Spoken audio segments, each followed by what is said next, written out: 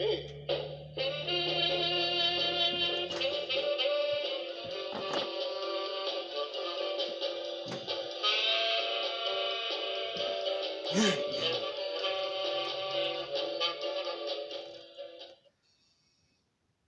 11. My mail had arrived, but it contained neither of the checks I was waiting for. Instead, I found a flyer from Today's Man advertising 33% off their entire stock of sports coats, a notice from a collection agency, second warning, and a letter from my accountant explaining that unless circumstances drastically improved, he recommended my immediate filing of a court-supervised reorganization of debt. In short, declaring bankruptcy. My life was uniquely synchronized. Coming into the apartment, I was shocked at first by the neatness and order, forgetting I'd cleaned. My eyes more accustomed to chaos and clutter whenever I walked in. No messages on the machine. I went to my desk and took the Rolex out of my pocket and held it under the lamp.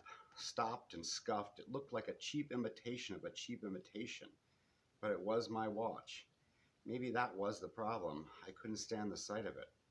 I opened my junk drawer and dropped it in with the paper clips and pens, and a picture of Claire I'd forgotten was there. A photo I'd taken, but I couldn't remember exactly when or where. A late summer or early fall, at least 7 years ago. She had on my old blue pullover she'd lost on the tee in Boston.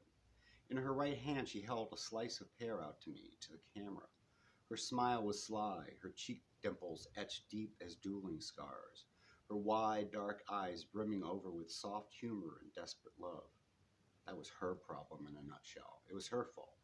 She loved me too completely for my own good, to completion, and I dreamt that would never change, and got careless, daring, and I looked the other way, and got caught doing more than looking, playing the ever-irresistible private eye, reading too much of my own press. Now, of course, I knew better, but then I had no concept of the stakes, of what I'd casually risked and promptly lost forever. When it stopped, all she'd ever loved about me stopped, or never was. Instead, just a muted reflection. She left behind her in its place nothing but the ugly, empty mirror. It was my fault. It isn't anyone's fault, sure, she tried explaining once more, then gave up forever. We don't come fully equipped with a self that can handle the situations we face. We have to create ourselves as we go. Our situations create us. I slammed the drawer shut on her sad voice in my head. What have I created? I went into the bathroom and splashed cold water on my face, getting Tigger's bandage over my eye sopping wet. I peeled it back and revealed an inch-long gash in my forehead surrounded by puffy yellow welts. The scab had clotted nicely, a healthy black red. I dried my face and put on a fresh dressing, a pale-colored adhesive bandage that my hair just covered. I tried smiling at myself in the mirror, but it took too much effort, bucking gravity, so I let my lips sag back. What's your problem? Give it a rest already. I needed to hear someone else tell me all the sensible things I already knew, so I sat down and called Matt. This time I gave the receptionist my real name. Matt came on immediately. What's up? I got my watch back, buddy. Do you believe it? Are you shitting me? That's great. Yeah. Yeah? Matt echoed. What? I missed something? You get it back in 5 pieces? It's all in 1 piece, except, well, while looking, I found some other things. Yeah, that'll happen. Exactly what sort of things? Dead guy, boyfriend of the girl who took it. Uh-huh. And what do the boys on the job have to say? I said nothing and continued to, until nothing meant something to Matt. Are you shitting me? You better have a damn good reason. I'm coming up with it now. It has to do with this girl. What? You got the hots for her? You would, her stealing your watch and all. She took it to pay a dog's vet bill. So, she's an animal lover. She's supposed to have someone's missing drugs, right? But at the same time, there she is, desperate enough for money to steal my watch. They don't match up. Sure they do. She's a thief. Or being set up. That's her problem, and frankly, Pay, she sounds like the kind of kid who'll manage to wriggle out of it all by herself, so stay out of it, okay? Her dead friend worked for LSD Entertainment Productions. LSD? No, Ellis, like Perry Ellis, D, like Sandra D. Okay, so those guys last night mentioned someone named LSD. He runs raves at a nightclub called the Hellhole. Ties in nicely with missing drugs, don't you think? Maybe, but I still don't see what that's got to do with you. No one's hired you. Stop poking at it. You got your watch back. These people will get along fine without your help. Trust me. She may even be better off. Concentrate on covering your own ass. Thanks, I am. Oh, don't bullshit me. I know how you get. Fuck you. Look, he said, if it's work you want, I'm still a man short on this wedding. But the bottom line is this nosing around after women for nothing shit is plain unprofessional. I think on the job now they're calling it stalking. I opened my junk drawer and without looking in, reached for my Rolex again. Matt was right. If I was just trying to keep busy, why not make a living too? The professional thing would have been to take this wedding gig, call back that Suffolk County attorney, take his overflowing divorce work. That's where the money was. My last year's income was composed mostly of divorce surveillance, pre-matrimonial background checks, testifying in palimony suits and custody cases, and locating missing fiancés and spouses. Both my life and my occupation built on a heap of lost love. No wonder I wanted so badly to walk barefoot and murder. I unscrewed the Rolex's stem and pulled it out 3 clicks, date, day, time, freeing the minute hand. I asked Matt what time it was. 3:35. Here's the thing, I said, resetting the watch. I know where the girl is going to be in half an hour. I'd at least like to go check her out. Look, hey, you don't need my okay anymore. Do whatever you want, but watch your step. I'll run this LSD character through Legal's database, get a credit profile, see what else services. Call me later. Tell me you're still walking around. Thanks. He hung up. I made a fist around my watch and shook it a few times in the air. The jeweled mechanisms creaked and swayed, self-winding. The second hand started to move again. I slipped the watch band over my wrist and backed down over the pale tan line, less discernible after my day in the sun. I refolded and pressed down the clasp, then shook my arm to make sure it had caught. The weight felt awkward back on my wrist, heavy as a manacle. Get used to it. I checked the time. I still had about 20 minutes to get over to Brooklyn, to the address where Gloria was scheduled to be at 4 o'clock. The address. I didn't have the paper with the addresses. Jimmy did. My spirit sank like something bobbled over a bridge. I felt the far down splash of it, a dull pang in my chest.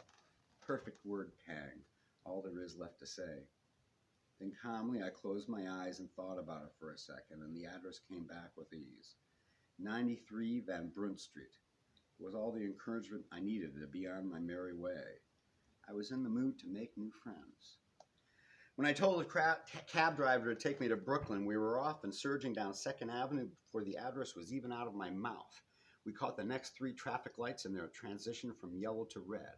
I relaxed back in the seat. Something crunched in my pocket, the photo envelope. I sat forward again and pulled it out and opened it.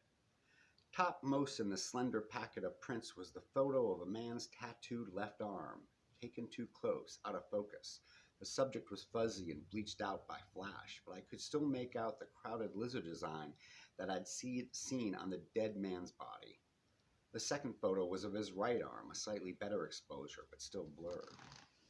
The third was taken in a mirror, the camera's flash held up out of view, high over his head. With the camera pointed down, the angle was all wrong and it truncated him. He was shirtless, his bare skin as pearly as fish belly. Across his bony chest was a circular tattoo of 2 green and yellow iguanas devouring each other's tails. Ted, who was grinning at his own reflection, had a baby face, sweet-cheeked with an engaging, simple smile. The effect was marred only by puffy red chinks where his eyes should have been. I shuffled the print to the back. The next 2 shots were taken in darker interior, a crowded dance floor. The first was a freeze frame of 50 half-naked people captured in mid-drive, locked forever in the wild ecstasy of some long-forgotten beat. Some looked happy, some even rapturous, but others weren't dancing at all. They merely slouched on bent legs, holding tilted drinks and cold cigarettes, eyes shut, mouths slack, uncertain smiles disorganized. There are recognizable types of the time and the place, young men in waifish half-tees and daisy-made cutoffs, lithe nymphettes in unbuttoned white button-downs and pleated Catholic school gym skirts, stocky boys sporting ropey gold chains on muscle-bound chests, women in latex halter tops and black leather pants. I kept staring into the photo, mesmerized, as if I were trying to find Waldo. My eyes reared up as the cab hit a pothole while charging down a Chinatown side street. When the shock settled, my gaze steadied on the photo again, and this time I saw him in the upper left-hand corner. Not Waldo, but Stosh, the guy I'd given a milk bath to the night before. Standing at attention, his bulk half hidden by a girder, he was wearing a black bandana, a black t-shirt, and black jeans. A good color on him. I looked deep into his fat face, and it became the whole photo for me. A 9:11 enlargement. His lower lip was bent out. Lines raked his brow. His beady eyes focused like gamma rays aimed straight through the cattle mass of dancing flesh. It was a look I recognized. He was a watcher of the room, not a participant. Security. He even had a walkie-talkie antenna sticking out of his hand. I flipped to the next photo, the same setting with some of the same people in the background, but taken from a different angle. No Stosh. In the foreground, the photo framed three people, a man and two women. Tallest in the center was a storkish man in his early 40s, wearing a cranberry satin blazer over a blue silk shirt buttoned to his Adam's apple. His shiny hair, copper penny blonde, was cut in a Julius Caesar. No sideburns or any other facial hair except for pencil-thin eyebrows. He was looking away from the camera, gazing off in a contemplative frown, his full lips pursed. He stood between two young women in frilly party gowns, or two young men dressed up as young women, or a man and a woman dressed up as two women. It was hard to tell under their bouffant hairdos and excessive eyeliner. On the right, the one who looked most like a woman, equine face and almond eyes, was a man in drag. The square shape of his hands betrayed him. Tattooed between forefinger and thumb of his left hand was a small daisy. It was the college kid, Seth, clean-shaven and wearing a lavish platinum wig. The other woman's features were more masculine, beetle brow, stubby nose, and a small cleft chin. She looked like a little boy who was trying on his mother's wig. It was Gloria. I'd almost missed her in the girl getup. I flipped over to the next photo, and the air in the cab seemed to envelop me. It was a picture of Gloria, alone, in Ted's place. I recognized the flower-patterned sheet draped over her thighs, and lit only by a shaft of soft early light. Sleeping on her side, one bare arm tucked under her close-cropped hair for a pillow, one freckled breast resting in soft collapse on the mattress, the other suspended, budding in a pert mound from a hairy armpit. There was no tan line below her pouty belly, just pale white skin and a tuft of mousy brown hair in the narrow peak of thighs. The cab stood still. I looked up quickly, afraid the driver was looking back at me, but he was busy making menacing hand gestures at a BMW's tinted passenger window. I relaxed a bit until I saw where we were, bumper to bumper in front of one police plaza, stuck in a bottleneck for the on-ramp to the Brooklyn Bridge. Why had he come this way? 3 mounted policemen in full regalia on their way to City Hall clump, clump, clump by my cab window. One of their horses leaned low its huge head and peeked an onyx eye in. Sergeant Ed. I shooed him away and he whinnied back. His helmeted rider aimed mirrored sunglasses down at me. I held the photo closer in my lap. I don't know why. It was only suppressed evidence in an unreported homicide. I tried to be professional, to study her features with a cold Bertillon eye, the shape of her ears and the design of the flaming star on her supple young nape. But her undressed flesh kept sizzling into view. My eyes pored over it with an odd, childlike amazement, usually reserved for fireworks displays and weeping Madonna miracles. I shook my head and turned quickly to the last photo. Another one of Glow, this time awake and wearing clothes, a loose gray tank top and baggy boxers, sitting at Ted's kitchen table, eating cereal and reading the side flap of a Count Chocula box. Aware of the photographer, she patently ignored his lens. As close-cropped as her black hair was, the bristles still suffered severely from bedhead. Here, more than in the other two pictures, she looked like the girl who'd stolen my watch, self-possessed and determined, alert and distrustful. The face of a kid, any kid, every kid. The cab lunged forward, rocking me, city traffic flowing free again. We left behind the island and sailed out across the Brooklyn Bridge, across to the Watchtower digital. According to the Watchtower digital clock on the opposite shore, it was 2 minutes of 4. I was going to be late, but I told myself, like a promise, like a half-hearted cheer, I wasn't late yet.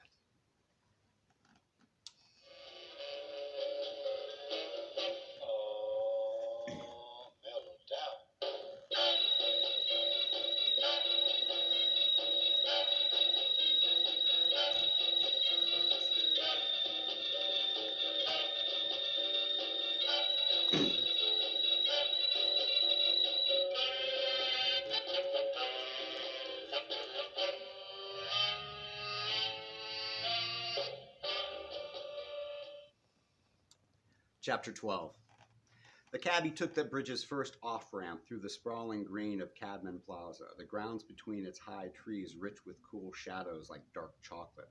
We entered into the historic Brooklyn Heights neighborhood, ivy-overrun brownstones, sidewalk umbrella restaurants, and high-priced specialty shops. A pair of identically permed women were swinging silver shopping bags. A walrus-faced man in Bermuda shorts was setting up an easel on a cobblestone side street. A young couple were unloading a teak armoire from a hired panel truck. It was an area of the rich and retiring, the affluent and up-and-coming. As usual, I was just passing through. 93 Van Brunt Street was in Red Hook, farther south, a rundown industrial section by the entrance to the Brooklyn-Queens Expressway and the piers. The townhouses thinned out, giving way to matchbox-stacked apartments in white and red-brown aluminum siding, strung together by power lines from tall wooden T's on the street, while most of New York City was connected underground.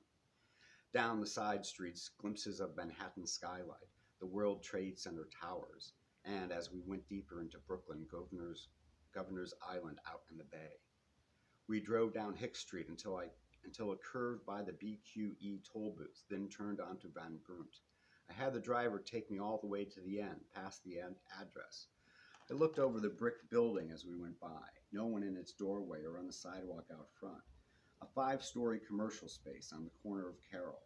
The bottom 2 stories vacant factory floors. The top 3 loft spaces with floor-to-ceiling windows facing out onto the street. The panes unusually clean in a neighborhood mostly boarded up. The driver dropped me at the corner of Kane Street, outside an auto sales and repair garage. I lit a cigarette and walked back the 2 blocks. I didn't see a soul. Across the street was a wide, weedy macadam for tractor-trailers to turn around in. Farther down was Pier 11 and the corrugated steel warehouses of the Red Hook terminal. The salt-spiced air competed in gusts with expressway exhaust fumes. I looked up at 93 Van Brunt, then down at my Rolex, 4:09. I wondered if Gloria was by nature punctual or late, whether I should go up and see or wait outside and discover. Motion in one of the 5th-floor windows caught my eye, a ceiling fan languidly turning. I was about to look away when the window was blocked by a faded blue cloth pressed flat against the glass. It was the back of someone's shirt or dress, someone leaning with too much force against the high window. The gleaming surface of the long pane bulged slightly, like an undulating bubble about to... When things go wrong, the mind usually takes a second to catch up. For me, there's always even like a déjà vu, which I read in some magazine isn't paranormal, but actually the brain recovering from eye-blinking amnesia. Hearing the glass break high above, the crack, the unnerving rip, and the tinkling crash of shattering, it seemed to me to have all happened before, and I really should have made an effort to remember this time before the shards came raining down. Instinct rocketed me backward, sending me in a low dive off the sidewalk and into the street. The broken glass hit pavement in a powder splash of bright splinters. I rolled to a stop in the road, too shocked to feel pain, but noticed something annoying in my upper right arm. A long green glass shard from a broken Heineken bottle lying in the road. I stood up and plucked it out. Nothing spurted, a good sign it missed an artery. My cigarette was still clamped between my lips. I took short drags from it. I looked up again. A fight was in progress. Through the jagged mauve cracked glass, I saw 2 men locked in each other's arms. One, blue shirt, and another man with a black t-shirt and hairy hands. I started to yell something, but couldn't think what. Too late for words anyway. Hairy hands pulled at blue shirt, but blue shirt resisted, wildly pulling away, arching back, but entangled, flailing, and falling over until the 2 men toppled out. I put my hands up, trying to hold them in space somehow. They plunged, their descent a blur, a stain over my eyes, like a candid photo finish of their fall. Neither man screamed or made a single sound, no time, no breath, only a hiss before a sickening wet kiss wallop onto pavement, followed by impact felt underfoot. I heard shrieking from above. Out of the broken window, a scarlet curtain flapped lazily, but I saw no one looking out. I went to the men, one One was one of those who'd beaten me up the night before. I couldn't tell which one because he had landed on his chin. Still, he was in better shape than the man he'd landed on, the man in the blue shirt. A fair-skinned redhead, his head redder than ever, with something like chunks of broken teacups mixed in with the blood and brains burst from his scalp. An eye lolled loose on his cheek like a shirt button on its last red thread. I skirted a widening blood puddle, giving it the exact respect I would an acid spill. I even heard faint fizzing as it spread across the concrete, or else that was my imagination. The other wasn't dead yet. He mewled pitifully through a broken mouth, but the sound came more from his throat, a throbbing red pulp sack, like inside a squashed tomato. He was trying to roll over, to get up off the dead man, but half of him wouldn't respond. One leg was tucked under him at a novel angle. I told him not to move. I'd go and get help. Up the next street, by the warehouse gate, was an emergency call box. I ran over to it. It looked ancient, its red paint flaking, but inside were two modern buttons labeled fire and police. Flipping their catches, I pushed both. The more the merrier. I saw two big men walking out the front door back at number 93. It was Stosh and the other remaining Curly. Stosh dressed in black jeans and a black Megadeth t-shirt, his friend wearing loose-fitting green sweats. They paused at the mess on the sidewalk. Stosh shook his head and walked away. His partner, stunned, ran to catch up, anxious to get away. He got ahead and had to wait. I broke into a run, scanning the ground for anything I could grab as a weapon. Didn't see any, but kept running. I only had to keep them busy long enough for the cops. Distant sirens were already whooping. As I came abreast of the building, someone else ran out, a tall, thin black woman with full, frizzy, wheat blonde hair. She latched eyes on me and screamed for help. I stopped. Stosh and the other man were turning the corner ahead. I had to, but the woman already had hands tugging my clothes and pulling me back, crying, "Help us!" She dragged me, tripping over my own feet back to where the bodies lay, stronger than she looked or merely motivated.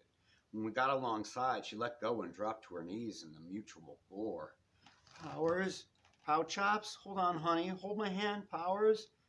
The dead man's lips were parted, almost as if they wanted to answer her, but they were never the right words. The only words I could think of wouldn't come out for me either. They stuck in my throat like rolled tube socks. Finally, I said them. "He's dead." Graceful as socks, too. She stiffened. For the first time, she seemed to notice the bulk of the man sprawled over her lover. Her long fingernails snatched down and sank deep into his beef. She shook him as she tried to rip away flesh.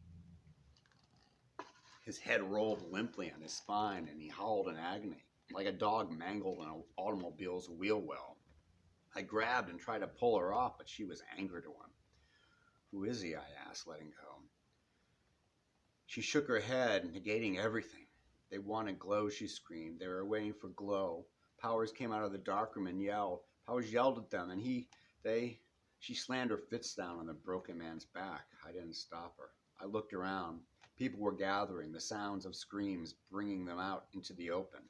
A couple of guys were in greasy coveralls. Down in the street, a fire engine blazed, followed closely by a prowl car flashing blue strobes. Someone waved them down. The fire engine zoomed by, hooting brassily, but the cruiser stopped on a dime. The two uniforms calmly stepped out and walked over, assessing the situation. One was young and looked world-weary. The other, not much older, was just plain tired. I looked to the bodies, then up at the high window in a pantomime more eloquent than any explanation I could have offered them. They told me to step back, and I obeyed. EMS arrived, and I mingled with onlookers as more strayed over from the storage terminal to investigate. The crowd gave me good cover as a third policeman from another arriving cruiser came over and began questioning bystanders, taking names and asking what they'd seen. I wanted to be absent for attendance, but I had to leave casually and not right away. I lit up and smoked, and what the others gawked as the paramedics snapped on their surgical gloves and went to work. The policeman pulled the crying woman off the man, her fingers loosely untangling from his shirt. She let them take her away, her rage dissipating into sorrow, twisting her body with crueler convulsions of grief. The plain, tired officer said consolingly, "Don't worry, lady, they'll help him." She screamed and thrashed, and they had to restrain her and escort her away. The paramedics built up a back brace around the injured man before loading him onto their gurney. He was gibbering, begging, bleeding, his life reduced to trauma. The concerns he'd sweated over the day before now blotted out by a single thought of clarity. Pain. I'd seen my fill of it. Time to go. I was turning to go when Gloria, only a block away, approaching from the south, walking down the steep incline of Union Street, 20 minutes late for her sitting appointment. She was wearing big baggy jeans, like two different pairs sewn together, and a ribbed spaghetti strap t-shirt stained along her breastbone with perspiration. She had a Green Bay Packers knit cap pulled down over her ears, but I still recognized her, maybe her walk. She lugged an olive drab duffel bag that batted against her thigh. I flicked away my cigarette and started for her, keeping my head down. She hadn't made the connection yet between the police cars and her destination. Half a block away, though, she stopped dead. The duffel slipped from her shoulder and plopped to the ground. She was instantly poised to run forward, but the sight of cops held her suspended by an invisible tether. She squinted, not knowing which way to go, what action she should take. I hoped her indecision would last a moment longer. I was almost beside her, her scent of patchouli, spice tingling my nose.